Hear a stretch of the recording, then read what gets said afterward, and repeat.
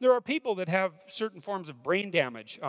Lermite syndrome, I think it was called, if I remember correctly, also known as utilization syndrome. And these are people who have a degeneration of the prefrontal cortex, which is the part of your brain that organizes your behavior, I would say, at the highest level of abstraction. So when you're thinking voluntarily about what you might do, and then you go do it, it's your prefrontal cortex that's thought that up voluntarily and then organized the rest of your brain to go do it. And so it kind of, one of the things it does is inhibit all the other things you might do. So one of the things that happens to people who have prefrontal damage, especially if it's on the right-hand side, is they get very socially inappropriate because they have all sorts of whims and motivations and emotions that would normally be inhibited by, you know, attention to context, let's say, and the desire for voluntary activity, and they lose that part of the brain, and so they get disinhibited. They can get disinhibited to the point where they have to be institutionalized or jailed because they start acting so inappropriately that they can't be controlled.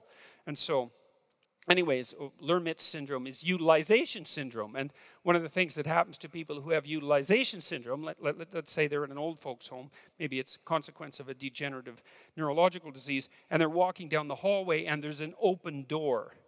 And they walk through it. They can't help it because what do you do with a door that's open?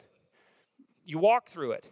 Now, you don't if you're doing something else, right? But if you're not doing something else because you haven't got the part of you that is helping you do something else, then the object just tells you what to do. You know, and you see this with little kids too, because whenever you present them with an object, you know, they grab it right away. They often grab it and put it in their mouths.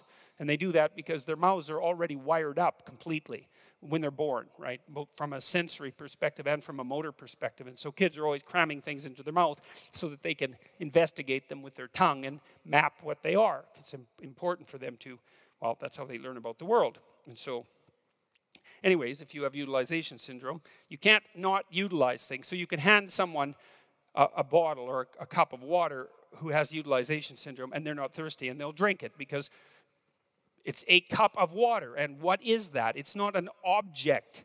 It's a thing to grip and drink. You know, and it's how else can you look at this? This isn't a cliff. It's a falling off place, right? And if you're one of those strange creatures who just think it's a cliff and you know, you're, I don't know, what you're abstracted in thought and you walk off it, then you're dead. It's a lot better to perceive it as a falling off place, which is what you do because, you know what it's like. You go somewhere that's steep and you kind of play with the edge a little bit and you can feel the falling off place map itself on your whole body. It's kind of a strange, I suppose, an interesting experiment to play with that. You know, you might be back here and you think, yeah, well, that's not too bad. I wonder if I can get a little closer, you know. And maybe you can, and maybe you can get, well, maybe you can get too close, and then you're an evolutionary mistake. So, but you know, you get close enough. Maybe you peer over and you think, yeah, that's enough.